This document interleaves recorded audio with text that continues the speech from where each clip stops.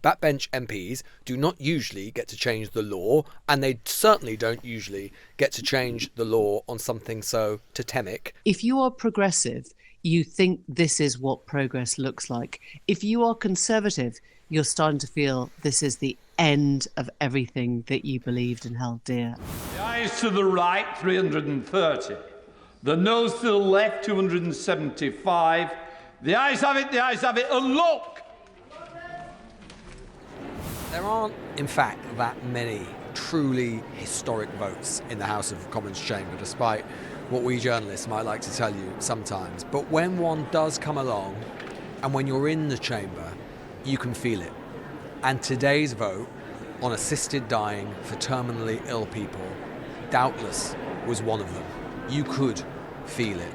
And you could tell by one very simple measure, which you've just heard, which was as the votes were called out, almost totally exceptionally for the Commons, and almost totally exceptionally for a winning side. The winning side was almost entirely silent. You could have heard a pin drop. No cheer, no shouting from the sidelines, not even really a murmur. All you could feel was the solemnity, the sombre nature of the House, because yes or no, they all knew that the House of Commons had made its decision and its feeling known, it was in favour, and that would be a first in our history. For the first time, and there is still a long way to go, by a majority of 55, the House of Commons has said that it is in favour of assisted dying. What does it mean? Where do we go from here? Are we on the verge of the biggest social change in this country since the 1960s? Welcome to the newsagents. This bill will give society a much better approach towards end of life. Yeah. We're already seeing conversations about dying and death in a way that we haven't seen, I don't think, enough in this country. The truth is, if we vote against her bill today, it will be the end of the conversation once again for another decade. Yeah. We are the people who protect the most vulnerable in society from harm, and yet we stand on the brink of abandoning that role. The Rubicon was a very small stream, Mr. Speaker, but on the other side lies a very different world, a worse world, with a very different idea of human value. I have completely changed my mind on this. It's John. It's Emily. It's Lewis, and we're all back in the studio, just come back from the House of Commons. And that was a selection, as I'm sure you gathered, of some of the contributions from MPs, both for and against the assisted dying legislation, which passed in the House of Commons on Friday afternoon. Again, just to remind you of the numbers, in the end, there was a majority of 55, a convincing majority, ayes 330 to the noes 275. And that is probably, although not certainly, a secure enough majority to see the assisted dying legislation, the terminally ill adults end of life bill, through the different stages of Parliament, although there is a long way, of course, to go, as the advocates of the bill said throughout.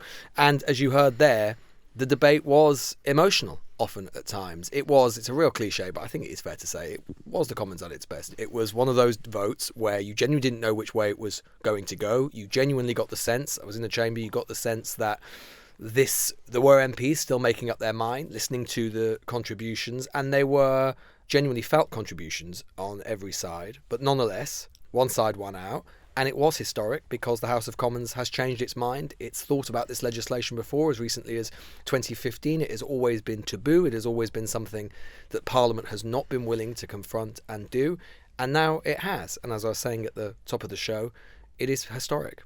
It's also probably going to be the most momentous piece of legislation that gets passed in this period of Keir Starmer's Labour government, even though the Labour government has nothing to do with it, because it was a free vote and people were free to go their own way. I mean, you were talking about watching it in the Commons. I was watching it on TV. And I think that that emotion got you. I mean, triggering. I hate using that word, triggering, but it was, my own mother's death with a terminal illness and all sorts of kind of decisions that we couldn't make came back to you. I think for everyone who took part, they had a constituent, a family member, a loved one, a close friend, or whatever. Or they were thinking about what they themselves might would do in that situation. That's why it's been such a kind of totalising kind of debate, right? Because it is something that everyone knows will affect everyone and everyone's family. I'm reminded of that phrase people suddenly use, which is slowly and then all at once. You had all this debate, you had all the talking, you had those incredibly personal speeches, and then the vote ends up happening in a matter of seconds. And what was interesting this time was when it came back, there was absolute silence. It was a sort of pin drop moment. There was no whooping or hurrahing or cheering or clapping or booing, any of that stuff. It was the sense of the realization in the chamber that they were about to fundamentally change something social in the makeup of our state, probably forever. I mean, this is only stage one, you know, it has to go through to the Lords, it has more checks and balances. But there is that realization that this is so profound that, you know, people have talked about the abortion law being a change, or the sort of freedoms around homosexuality, you know, gay rights being a change. I think this is another one. It's another one where if you are progressive, you think this is what progress looks like. If you are conservative, you're starting to feel this is the end of everything that you believed and held dear. And I think it really felt that for a moment. I don't know whether it's fair to categorise it as progressive versus conservative. I think that people were coming at it from different moral positions. I mean, look, if you look at the breakdown of the votes, and it really is interesting to look at those votes, it wouldn't have happened, today's majority, if there was a Conservative majority. You're right, Emily, because it was something like there was a huge percentage of Labour MPs that voted for it, a smaller percentage against, whereas on the Conservative benches, a majority of Tories voted against it. It was hugely driven forward by Labour and by the Lib Dems, and it was hugely resisted by most parts of the Conservative Party. Clearly, you know, it was a non-whip vote. There was no party allegiance. But why I use those terms rather than sort of right or left or Tory or Labour is because I think those speak to the sort of social sort of positions of the time. Yes, although, as John was saying, what's interesting about this, and because it was a free vote, is that obviously it does sort of dissect party lines. And there was this, I mean, something that you heard a lot was, I mean, the Mother of the House, Diane Abbott, said it, other Labour MPs said it as well.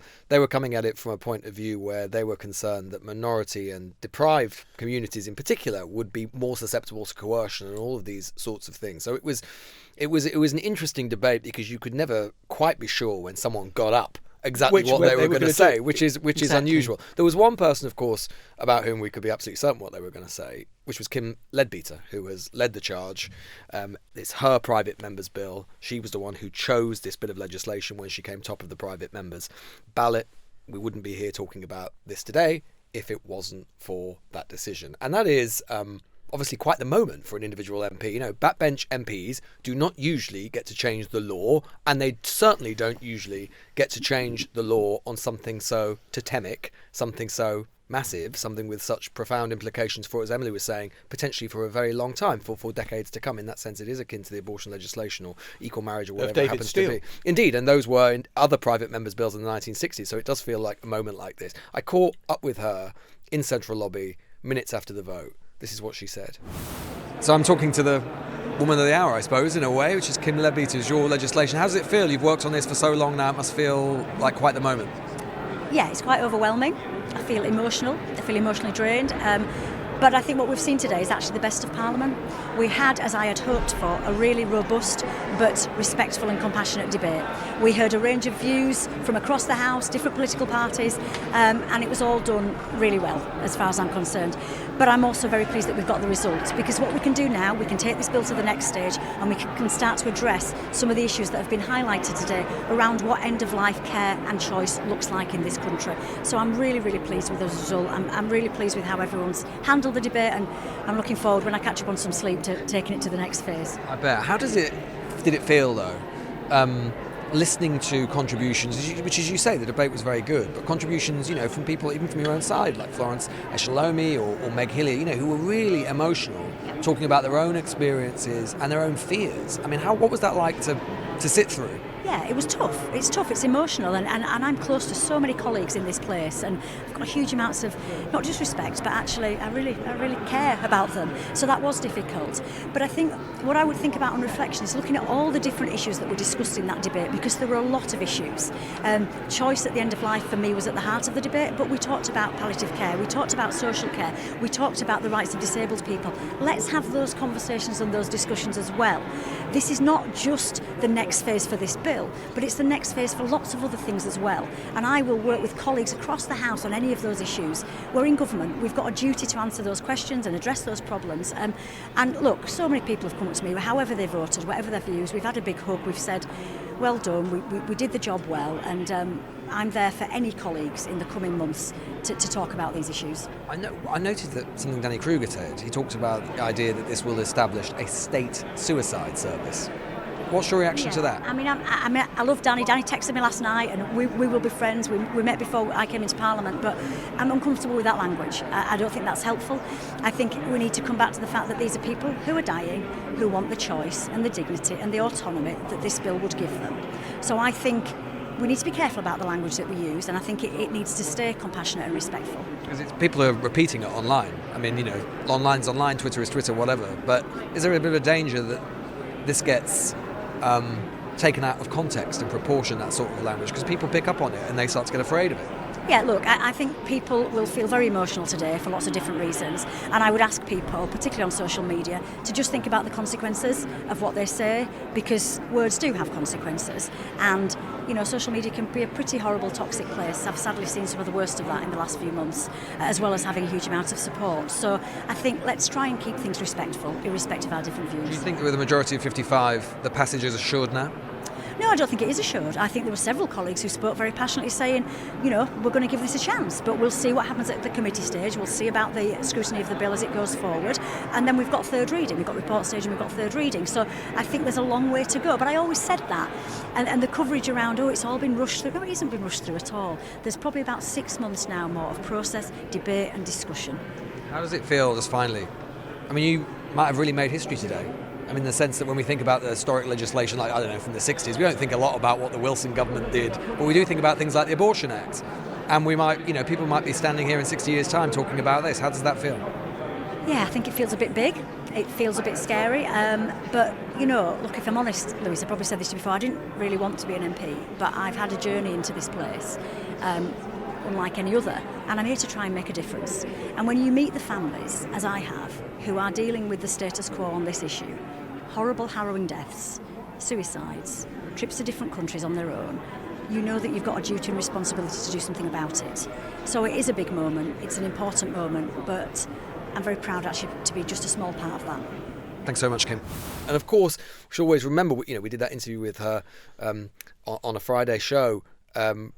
All of this is so contingent for her in particular because, of course, the only reason she is an MP at all is because her sister Jo Cox was tragically murdered. She often talks about that fact. She has her version of her old seat. And so all of this must feel particularly unusual. I would say that I think there really is a place in history if this passes for Kim Leadbeater, because although I think it's true to say that there was a feeling that this at some point was a piece of legislation whose time had come, I think it is also fair to say that a less sympathetic, less likeable, less amenable character, politician who had led this, had it been someone more pugnacious, someone more kind of political in a kind of raw sense, who had responded in a different way to the attacks that had come their way, I think with a majority of 55, which bear in mind, of course, that means you only need 25 or so MPs to have voted the other way, it would have gone differently. I think we could be sat here having a different discussion today. So if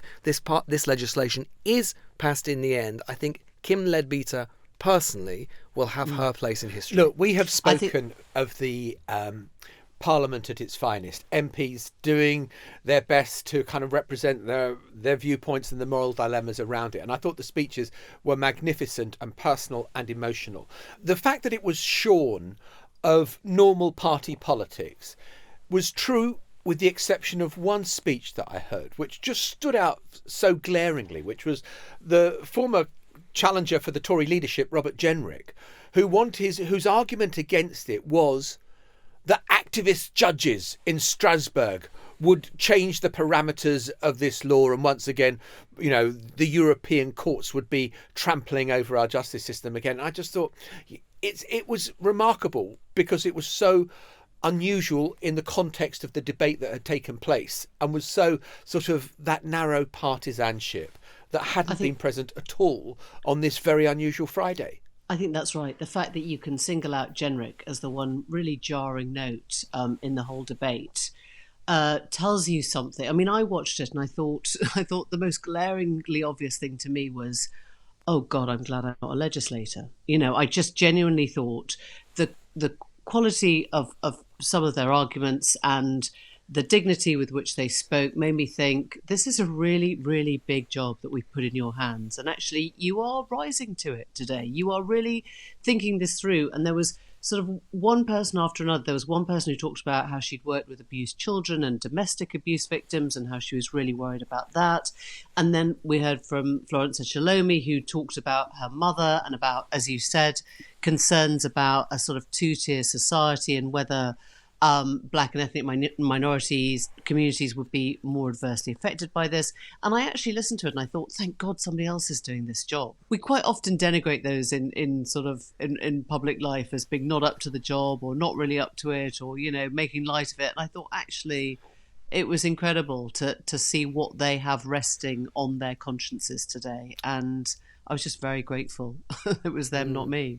There is a question now, of course, about what happens now, because if you're listening to this and thinking, okay, well, assisted dying is going to be rolled out next week, it certainly won't be. This is only the second stage, or the second reading, and so this will now go to committee stage, and it'll have to go eventually to the report stage, and then third reading, and then it'll have to go to the House of Lords, and there's a feeling that the Lords won't oppose it, but they may sort of fine tune it. So this is not the end of the process by any means at all. But with a majority of 55 on paper, that looks reasonably robust. That said, there were quite a few MPs in the debate today who did say that they were supporting it on second reading because they did not want that to be the end of the debate. They wanted the debate to continue. They wanted it to get to committee stage. They wanted to see amendments put down. They wanted to see the legislation tweaked and so on and amended. But it is, of course, possible, as I say, because with a majority of only 55, then you only need 25, 30 or so MPs to vote the other way, and you end up getting a majority against it. It is, of course, possible that if those amendments aren't made, that you could see the legislation not go through. But it feels as if with a majority of 55, that it should be resilient enough to see it through. There is another question, though, of course, then ultimately about implementation. This is fascinating. And I think it's really interesting, which is that, it would take, again, even if it's passed, the chances are this won't happen for at least a couple of years because there'll be a transition period and the judiciary would have to be prepared for it, and the NHS would have to be prepared for it, and all of these sorts of things. So it's a long way off, even if the legislation eventually passes. But the preparatory work for that will, of course, start sooner. And there is a question about the fact that, as we know, and we've talked about on the show before, the Health Secretary, Wes Streeting, and the Justice Secretary, Shabana Mahmood, have both been actually some of the most strident voices against this legislation. And of course, they would be the cabinet ministers who would now be principally responsible for actually implementing these changes in this legislation when it happens. And I did put that question to Charlie Faulkner, who was in Central Lobby in the aftermath of the vote. And who was a former Lord Chancellor himself. So he knows a thing or two about implementing change to the judiciary and how to do that. And I asked him, he'd been quite critical of the way Shabana Mahmood in particular had sort of gone about things. And I asked him whether he thought it was a problem, the two of them being so vehemently against it. Wes has made it clear, and he made it clear a few days ago, that if it gets through its second reading, he'll go into immediate make-it-work mode. And in order to indicate that that's true, he's handed over to Stephen Kinnock, he said, to deal with the detail of the bill. So I've got no problems about that at all. I respect them both hugely, and once Parliament has decided, and everybody agreed it's for Parliament to decide, as is normal in a private member's conscience vote, then they will make it work. Do you think the Justice Secretary should hand it over as well? Well, I've got complete confidence in her. She will, I'm sure, make it work. If it's easier for somebody else to do the day-to-day, then so be it. But it would be a good idea if she did, given No, it's up to her to decide that. So what does the government do about it? Do you have cabinet ministers over such a critical issue who sort of have to recuse themselves from such a major piece of legislation? I mean, does it become almost a resigning issue that you are introducing a policy to which you are fundamentally opposed, because that would normally be the grounds on which a principled resignation, I can no longer stand this policy, therefore I am going to be outside the government. I mean, it's not government legislation which makes it different. It is the will of Parliament. But it is an interesting question. It is an interesting question. And in a way, this is why David Cameron resigned, over Brexit. When people said, why didn't he stay on? You can't, it's very difficult as a Secretary of State, Prime Minister, whatever happens to be, if you've said that you disagree with something, to then implement it, there's always going to be the suspicion from those who are advocating it that maybe you're not doing it properly, that your heart's not in it, and all of those sorts of things. There's that dynamic there. I don't think that will. I think as long as Streeting and Mahmood make clear that they're implementing the will of Parliament and they accept the decision, then that's fine. But it is slightly awkward, and certainly I think there will be extra scrutiny of what they're doing and how they're doing it if this legislation eventually goes through because of the opposition that they've voiced. I think it's very different that it's a private member's bill and that the whole thing clearly wasn't whipped. It's not like he's going against a party principle. And it's also, I think, not fair to sort of, I mean, I know you were, but there's the sort of inference that Wes Streeting's whole job is about helping people die. I mean, fundamentally it isn't. The NHS is still going to be a much, much bigger part and how the sort of wheels turn and how it reforms and all the rest of it than this, momentous but tiny bit of legislation. This will not actually affect that many people during, I would have thought, his first 5 years in power. And I guess, that is really the test, isn't it, of mature, legislation, i.e. in the biggest term. If you can have the debate maturely, if you can, go through the vote maturely, then you have to actually implement maturely. And I guess, obviously, Wes Streeting's not going to get in the way of something that Parliament has okayed. And I think people have to trust that actually he's in charge of a whole department. He's got to get on with it. It's dependent on us to believe that, he's not literally going to get in the way of people trying to have their own, assisted deaths just because he voted against it. That's not going to happen. No, but interesting that Falconer did cite the idea that he had handed it over. That sort of does tell you something, and, suggesting that perhaps Mahmood or Shabana should do the same. Do you think that there will be much in the way of amendment to the bill? Well, yeah, this is interesting. And I mean, I suppose my two process questions of what happens now, given how momentous this is, will it get a lot more time in committee? Because the government timetables how much kind of debate there is and, what bills are being read and when. And that is the prerogative of the government with, and the leader of the House does that in concert with the shadow leader of the House, and they decide what the Commons agenda looks like for that week. So one, do they give much more time to it? Because one of the arguments that was being marshalled against the legislation was that this is being railroaded through, rushed through, there's not enough time, this is such a momentous piece of legislation, there ought to be more time to debate it. And I suppose the second question is, does it get amended much in terms of, because I thought that what Leadbeater did, which was very effective, was to very tightly prescribe what the bill was and what the bill wasn't, so that people couldn't say, oh, slippery slope, and this is this, and this could lead to that. She tried to kind of ring fence it pretty tightly. Yeah, I think there's an interesting... I mean, look, there will be... I was catching up with Jess Asato, who's one of the Labour MPs who voted against it, particularly because she had concerns about coercion. And I was asking her whether or not she was sort of resigned to this now, and would she just try and amend the bill, and that there a world where she could support it. And she was saying, look, it looks like there's going to be a sustainable majority, but she is, and other opponents are going to be involved in the committee stage to try and amend it, and in particular to address some of those points around coercion and safeguarding. I mean, I think the point, it's interesting that there are critics on the other side of the bill, not critics as such, but if you were to find criticism of those who are in favour of this legislation, actually, many would say that the legislation is already, for their taste, too tightly drawn, that the safeguards that there are could potentially be so onerous, going through the judicial system and so on, High Court judge sign-off and all of these sorts of things, number of doctors, that it could be so slow and so bureaucratic as to not be much utility or use to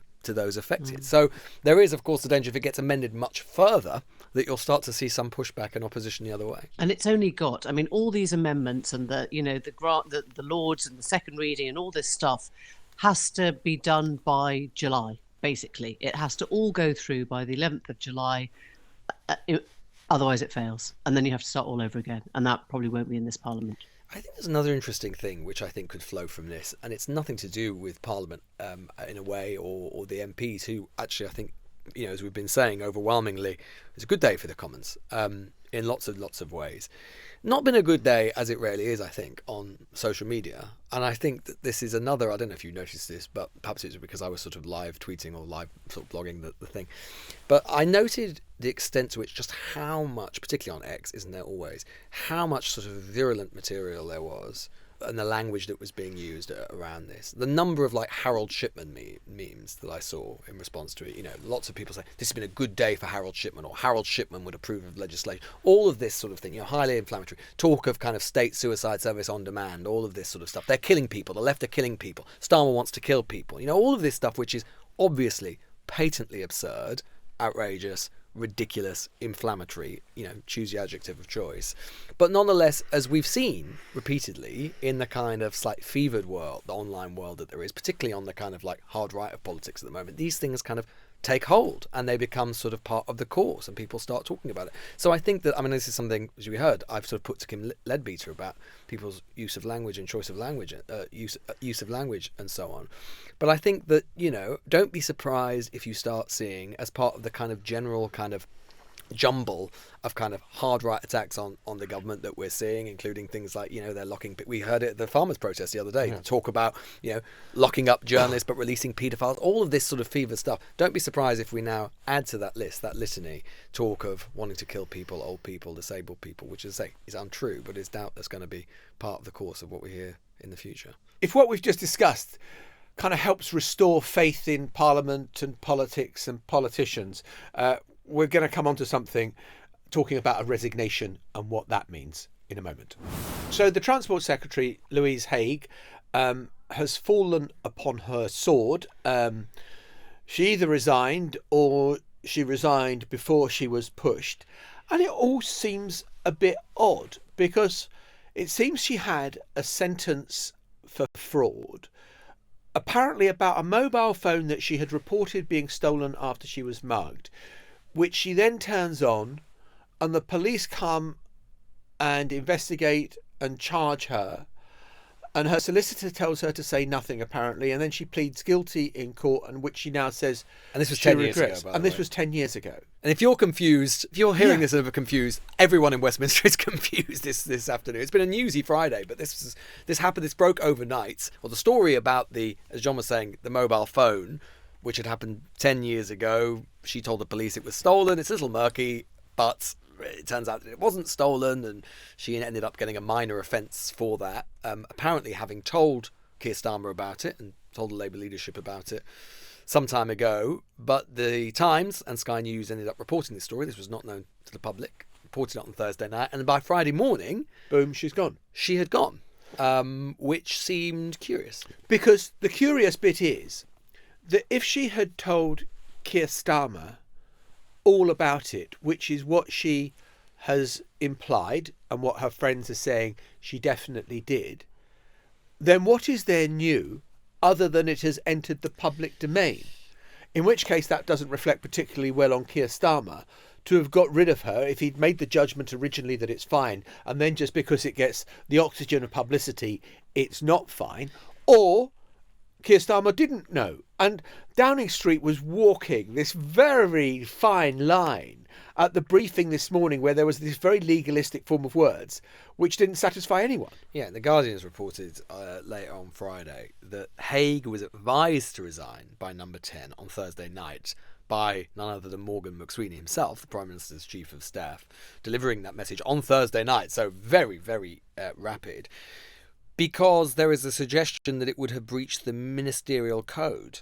They're saying that Haigh had not declared the 2014 conviction for wrongly reporting a mobile phone stolen to the police because she was asked only about unspent offences. So they're saying that she had not properly declared, basically, to the authorities that this had happened, and therefore it could have been a breach of the ministerial code. 3 sources said that Haigh had told Starmer about the conviction when she became Shadow Northern Ireland Secretary in 2020, but Starmer's official spokesperson refused to confirm on Friday whether the Prime Minister knew about the conviction at any point. So what you basically got is a briefing war now between Number 10 and, until, as of this morning, his Transport Secretary, the first minister to resign, cabinet minister to resign from his government since the election in July. And that is pretty unseemly with people. And I'll tell you what, talking to MPs again in Parliament about this afternoon, many talking about assisted dying, but this was also on the agenda. The sort of feeling was, again, confusion from Labour MPs and a worry that, well, two worries. Either that Starmer was setting the bar so low for resignation that this was going to come and bite him in other regards. And indeed, if this was the case, then just imagine that another cabinet minister comes along and it's something else minor, then you'll be gone. And there's a feeling, well, will number 10 be there for me? And then from someone more on the leftist wing of the party, because Lou Haig, not exactly on the left of the party, but probably soft left. Insofar as the cabinet now could be described, anyone in the cabinet could be described as sort of left wing. She's definitely on the left end of things. She's been doing rail renationalisation, among other things. A suspicion that, as with many things with the Starmer leadership and Morgan McSweeney and so on, that this was in some way factional and that they were displeased with her because, of course, she had been the minister at the centre of the P&O ferries row where she said that she would boycott them and then had to walk that back. They were displeased with her and then perhaps using this as an opportunity to say goodbye. There is another aspect of this, which I want you to read again, where she said that they knew about unspent sentences. There is a thing in the law where after a period of a criminal conviction, it is considered spent, and it's part of rehabilitation of offenders, that once your conviction is spent after 3 years or 5 years or 10 years after the original sentencing, then you can no longer raise it because people should be able to get on with their lives. They've paid their dues to society. And there is some suggestion that they knew about unspent things. Well, what are there crimes that are unspent? It's very odd, the whole wording of this. Yeah, it is very odd. And I wasn't in the lobby briefing because, the assisted dying thing was going on. But basically, apparently, PM spokesperson, under obviously repeated questioning from Westminster hags, saying, why now? What did the Prime Minister know? Simply repeated the same line again and again and again, basically saying that there were clear rules around declarations that meant ministers must give a full account in writing to private interests that might give rise to a conflict, actual or perceived, and also stressed that ministers must adhere to the 7 Nolan principles of ethical standards in public life. And number 10, privately briefing that they did not feel that Haig disclosed the full details to Starmer in opposition, and that it was not declared to the government when she became a minister, and so her departure was more to do with a failure to be fully open in the original offence, they're saying. And the other weird thing about it, John, I don't know if you saw the exchange of letters between Haig and Starmer. And Haig's letter was, normal, saying, I was very proud to have done this, that and the other. And these letters are normally from the Prime Minister, you've done this and you've done that and you've done this. It was like 5 lines. It was really weird. It was really terse from Starmer to Haig. So again, which has just fed this impression that there is just more to this than meets the eye. Exactly. More to this than meets the eye always makes it sound like there's something sinister going on. I think what is definitely true to say is there is a lot of this we don't know about. Yeah, and this is a developing story. This is a developing story. Watch this space. You might not. This might be an imperfection of the medium here. Yeah, exactly. You might know more about this than we do by now, by the time you listen. But the one thing that I think is particularly toxic for Starmer is the quote that Starmer used against Boris Johnson. Yes, that is definitely an element to all this. Which 100%. Is, you can't be a lawmaker and a lawbreaker. Yep. So we are to believe that Keir Starmer had in his cabinet, fully aware, a lawbreaker, and not just a kind of fixed penalty notice, but a criminal offence. That, yes, she got a conditional discharge, but the fact that it went to court and she pleaded guilty to it, the prosecuting authorities kind of don't normally do really trivial prosecutions. This is obviously, they thought there was something fraudulent in the fact that she was able to do this. And so Starmer does have a problem that, again, he sounded great when he was in opposition about the principles and cleaning up government and all the rest of it. And then the reality of governing is always messy. And indeed, Haig was herself slightly had that problem as well, in the sense that she as well was involved. She was responding for the opposition in various bits around sort of Partygate and that whole period. So that, I think it's not to say that what Haig had done was not problematic. And obviously we don't know the full details of exactly what was declared and what Starmer knew and all of that kind of thing, and that will doubtless emerge. I think it's fair to say that if Starmer had wanted to keep her, he could have expended some political capital to do so. Yeah, there would have been the attacks, there would have been a few days of bad headlines, although, to be fair, probably largely subsumed today by the assisted dying bill. It would have, I mean, it sounds slightly horrible, but it would have, the news management term has been quite helpfully placed, because otherwise that would have buried it, to use, carry on the metaphor. Yeah, it would have been, otherwise it would have probably been the story of the day. But he clearly didn't want to expend any political capital at all. And one way or the other, there is a reason for that. Either the more to it that meets the eye, lot of facts that we don't know, or, fascinating. One that is going to keep the lobby journalists very busy this weekend, I suspect. The Newsagents. This is a Global Player original podcast.